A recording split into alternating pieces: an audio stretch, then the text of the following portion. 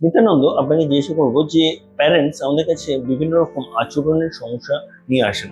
বাচ্চাগুলো এরকম করে কেন এবং কি কি করে সেটা বাবা মারা কি ডিল করতে পারেন? আমাকে একটু যদি বলেন। নমস্কার। তো আপনারা অনেকেই বলে থাকেন যে আমার বাচ্চার বিভিন্ন ধরনের আচরণ করছে, যেমন ধরুন থ্রোয়িং বিহেভিয়ার, তারপর হিটিং, হেয়ার পুলিং, স্ক্র্যাচিং, এই ধরনের নানা রকম বিহেভিয়ার নিয়ে আপনারা বলে থাকেন। তো সেক্ষেত্রে থ্রোয়িং বিহেভিয়ার, আপনার বাচ্চা ধরুন একটা বটল রয়েছে, সে বারবার থ্রোয়িং করছে, তো আপনারা কি করেন যে কেন বোতলটা ফেললি, বোতলটা তুলে রাখো, এইভাবে বোতলটা তোমার ফেলা উচিত নয়, এইভাবে বলে থাকি। তো কখনো কি জানতে চেয়েছেন যে আপনার বাচ্চা যে বোতলটা ছুঁড়ে ফেলছে বা যে কোনো অবজেক্ট ছুঁড়ে ফেলছে, তার স্পেসিফিক কারণটা কি হতে পারে? সে কেন ফেলছে, কিসের জন্য ফেলছে? হতে পারে আপনার বাচ্চা যে জিনিসটা ছুঁড়ে ফেলছে, আমি যদি একটা বটলের কথাই ধরি, বা আপনি হয়তো সেই টাইমে ওকে জল খাওয়াচ্ছিলেন, সে সেই টাইমে বোতলটা ছুঁড়ে ফেলে দিল।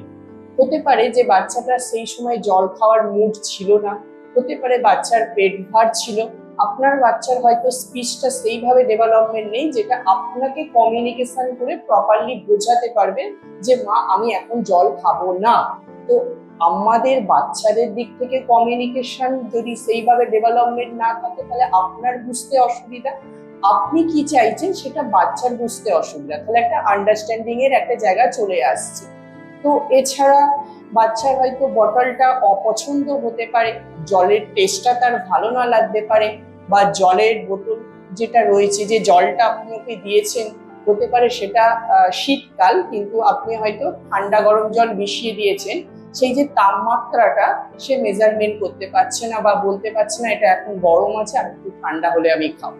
তো আগে জানুন বাচ্চা কেন বিহেভিয়ার করছে, কিসের জন্য বিহেভিয়ার করছে, কার দ্বারা বিহেভিয়ারটা আসছে, সেটা কোনো ম্যান টু ম্যান কমিউনিকেশন থেকে আসছে কিনা, সেটা পরিবেশগত কারণ থেকে আসছে কিনা, বা ডেলি রুটিন, ধরুন আপনি প্রতিদিন বাচ্চা ঘুম থেকে উঠেই আপনি জল খাওয়ান, একটা সময় হয়তো আপনি কাজে ব্যস্ত হয়ে পড়েছেন, দুদিন সেই টাইমে জলটা খাওয়াননি, তো সেই টাইমে আপনি কি করছেন, পরের দিনকে আবার গ্যাপ দিয়ে করছেন।